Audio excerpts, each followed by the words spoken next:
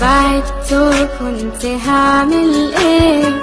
من اختار غربته بايديك، لكن حبك ده منسيتهوش وعاش فيا.